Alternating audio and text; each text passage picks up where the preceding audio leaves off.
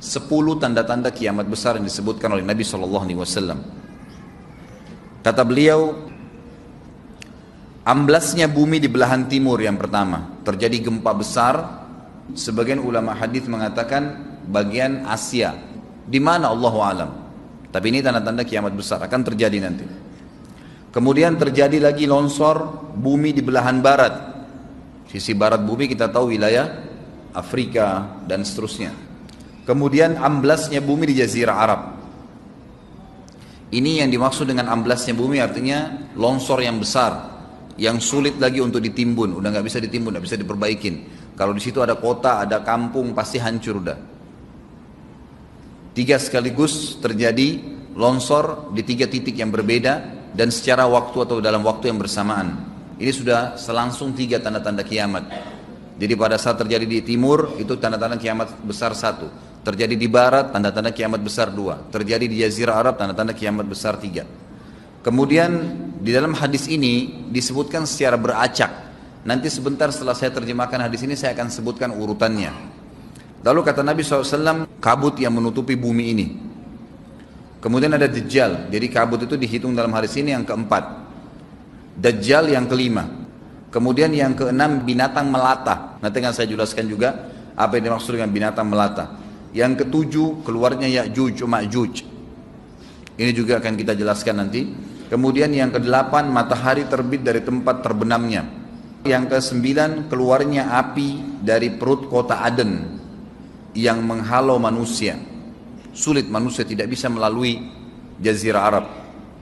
Kemudian yang ke-10 turunnya Isa putra Maryam. Turunnya Isa putra Maryam. Tentu saya katakan tadi hadis ini disebutkan dan disepakati oleh para ulama sifatnya teracak. Karena cukup banyak dalil-dalil yang lain yang mengurut kejadian ini. Urutan yang pertama dari 10 ini adalah keluarnya Dajjal. Ini urutan pertama.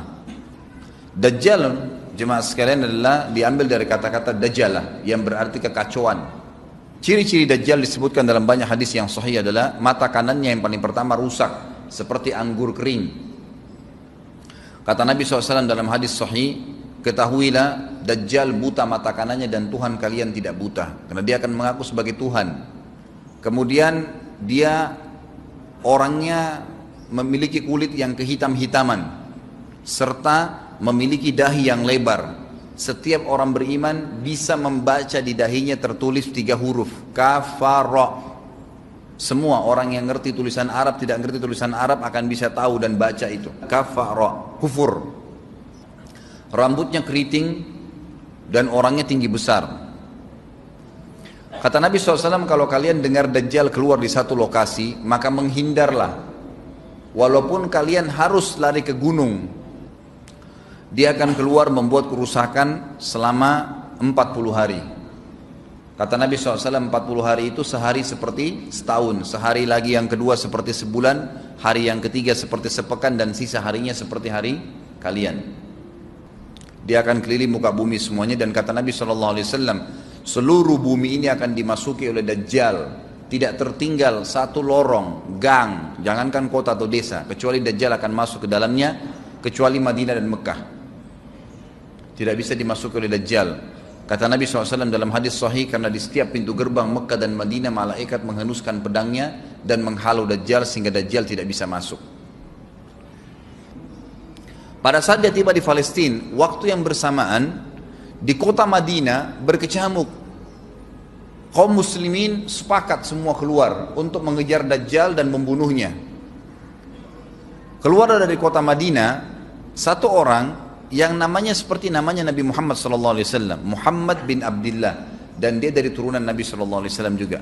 Dan orang ini punya julukan Mahdi, dikenal dengan Imam Mahdi. Inilah tanda-tanda kiamat yang kedua. Pada saat dia tiba di Mekah, dibaiatlah oleh banyak kaum muslimin, tidak disebutkan jumlah pasukannya, maka terbentuklah pasukan jihad yang mengejar Dajjal menuju ke Palestina.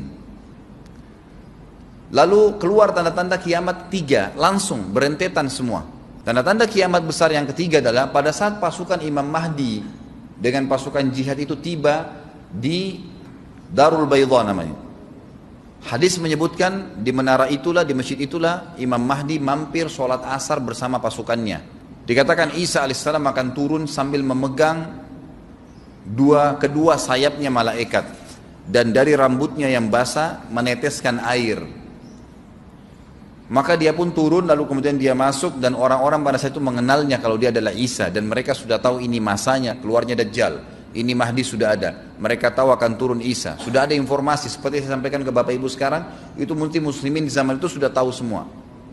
Sholatlah mereka, kemudian mereka menuju ke Palestina. Ringkas cerita adalah Nabi Isa alaihissalam akhirnya tiba dengan pasukan mujahidin di depan pintu gerbang Babulut. Dajjal mengatakan, bukakan pintu gerbang, mereka tidak akan mampu melawan kita karena pasukannya mereka banyak memang. Maka Dajjal dengan sombongnya menunggu di depan pintu gerbang. Pada saat dibuka, Dajjal kaget melihat ada Isa alaihissalam. Dan pada saat itu kata Nabi SAW, Dajjal faham kalau sudah tiba ajalnya. Begitu melihat Isa alaihissalam, dia lari dan badannya sambil meleleh di depan para pengikutnya. Pada saat Dajjal mati, pengikutnya pada ketakutan semua. Mereka anggap Dajjal Tuhan, mereka anggap Dajjal orang yang perkasa lah, orang yang kebal lah, beragam macam kelebihan. Mereka kaget pada saat mati. Maka bertebaranlah mereka dan akhirnya mereka sembunyi di bawah pohon dan di atas batu. Kemudian batu dan pohon akan memberikan penjelasan, hai muslim ini Yahudi, bunuhlah. Maka dibunuhlah pada saat itu mereka. Lalu Nabi Isa AS memimpin di muka bumi. Dan kata Nabi SAW, pada saat itu Islam, agama Islam yang dibawa oleh Nabi SAW akan masuk ke semua rumah. Semua rumah di muka bumi, gak tersisa. Satu dunia ini semuanya Islam. Hadis sahih. Maka Nabi Isa alaihissalam memimpin pada saat itu, disebutkan dalam hadis 40 tahun dengan ketenangan menerapkan hukum Islam. Semuanya beriman kepada Allah subhanahu wa ta'ala dan menjadi muslim. Setelah itu keluar tanda-tanda hari kiamat besar yang keempat, yaitu keluarnya Ya'juj dan Ma'juj. Nabi SAW sebutkan ciri-ciri mereka. Mata mereka sobekannya kecil sehingga mata mereka kelihatan seperti sipit, tapi bola matanya besar. Mereka memiliki rambut yang keriting dan mereka memiliki poster yang umumnya seperti poster manusia. Ada hadis yang berbunyi mereka akan mendatangi sebuah sungai, kalau tidak salah namanya sungai Tibria, airnya banyak mengalir. Kata Nabi SAW, mereka semua minum air sungai itu, dan yang terakhir dari mereka datang sudah nggak dapat air. Artinya air sungainya habis diminum. Bayangin berapa banyak jumlahnya itu. Pada saat itu Nabi SAW mengatakan, Allah berfirman kepada Isa, berkata, wahai Isa, aku akan mengeluarkan hamba-hambaku yang tidak ada seorang pun dari kalian bisa mengalahkannya, termasuk Isa AS, nggak bisa mengalahkan. Maka selamatkanlah dirimu bersama dengan pengikut-pengikutmu ke Gunung Tur namanya. Jadi memang Ya'juj ini ciri khasnya, kata Nabi SAW, mereka memakan apa saja. Jadi bukan seperti manusia normalnya. Mereka membunuh semua yang bukan seperti mereka. Sampai-sampai kata Nabi SAW tidak ada yang bisa mengalahkan mereka dan jumlah mereka sangat banyak. Salah seorang di antara mereka tahu dia akan mati kalau sudah punya 1000 anak. Kata Nabi SAW dalam hadis Bukhari, kecelakaanlah bagi orang-orang yang ada di Jazirah Arab. Kemungkinan besar makna ini adalah tempat mereka dekat dengan Jazirah Arab. Kata Nabi SAW, kecelakaan bagi orang-orang yang Jazirah Arab karena telah terbuka dari lubangnya Ya'juj Ma'juj sebesar ini. Udah kasih isyarat dengan jari ibu jari sama jari tengahnya. Artinya mereka sudah bisa melihat keluar. Pada saat mereka keluar, maka mereka akan mulai membuat kerusakan. Kata Nabi SAW di dalam hadis sahih riwayat Imam Bukhari, bahwasanya Ya'juj Ma'juj akan membunuh siapapun yang mereka temui. Bahkan pada saat mereka sudah merasa menguasai bumi, mereka melepaskan anak-anak panah mereka ke langit. Lalu Allah menurunkan anak-anak panah mereka sebagai fitnah dipenuhi dengan darah. Maka mereka berkata, kami telah membunuh semua yang ada di bumi dan semua yang ada di langit. Kata Nabi SAW, Allah lalu mengizinkan Isa untuk berdoa kepada Allah agar memusnahkan mereka. Maka Isa alaihissalam pun akhirnya berdoa, meminta kepada Allah subhanahu wa ta'ala agar mereka semua dimusnahkan.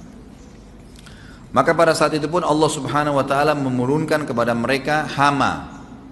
Sebagian hadis menyebutkan serangga kecil seperti cacing, banyak sekali yang menimpa tubuh-tubuh mereka.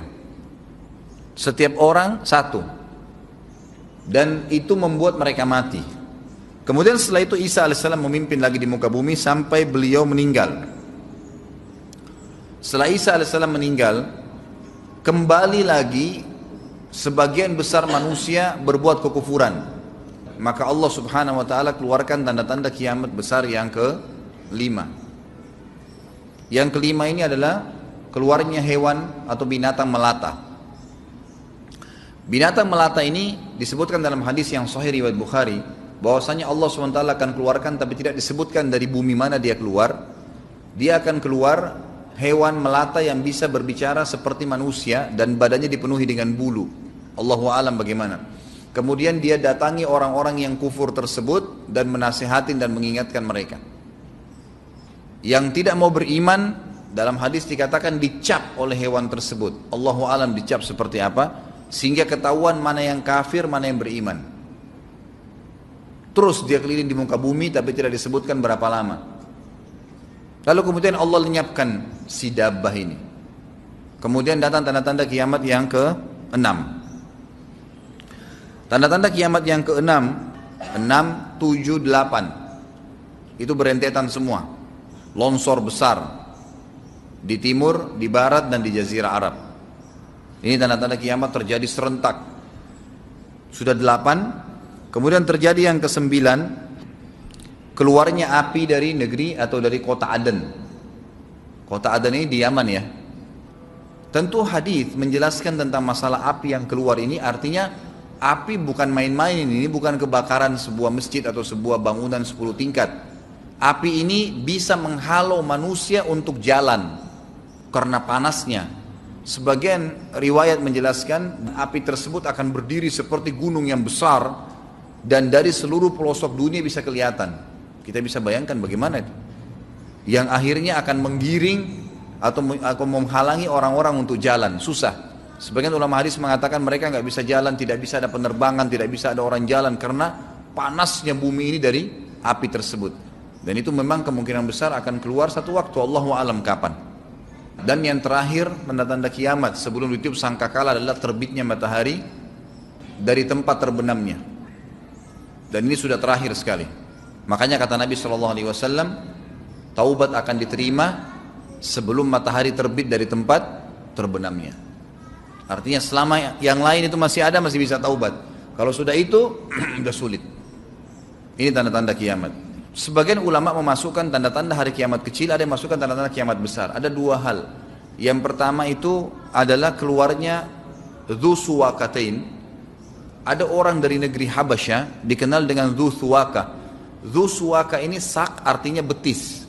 Diberikan julukan Dzu Suwaka karena betisnya sangat kecil. Orang ini, Bapak Ibu sekalian, kata Nabi SAW akan menghancurkan Ka'bah. Dan kata para ulama pada saat itu memang manusia sudah sunyi, nggak ada lagi yang datangin Ka'bah. Orang-orang sudah lalai gitu kan. Keluarlah orang ini. Makanya sebagian ulama masukkan dia tanda-tanda kiamat sebelum terbitnya matahari dari tempat terbenam. Ditambahkan ini yang ke-11 gitu. Atau ini yang ke-10, terbitnya nanti kiamat yang ke-11. Kata Nabi SAW, dia akan mencabut batu-batu Ka'bah satu persatu sampai rata dengan tanah. Dan saya sedang dilihatkan oleh Allah sekarang bagaimana pada saat dia mencabut batu itu. Hadis sahih riwayat Bukhari Muslim. Yang terakhir, yang kedua, yang berhubungan juga dengan tanda-tanda kiamat, ada yang memasukkan kiamat kecil, tapi ini lebih dekat dengan kiamat besar. Orang yang terakhir meninggal itu adalah orang dari asli suku Madinah yang sedang mengembala kambing. Kata Nabi SAW, orang yang terakhir meninggal dari kalian kalangan manusia, semua orang sudah mati, tinggal dia sendiri, tapi dia nggak tahu. Dia lagi mengembala kambing, kemudian dia masuk dengan gembalanya ke kota Madinah, ditemukan semuanya tidak ada kehidupan, nggak ada orang, nggak ada binatang, nggak ada apa-apa, tinggal dia sendiri. Pada saat dia meletakkan telapak kakinya di kota Madinah, maka pada saat itu dia meninggal. Dan inilah manusia terakhir meninggal sebelum ditiup sangkakala terakhir. Allahu a'lam.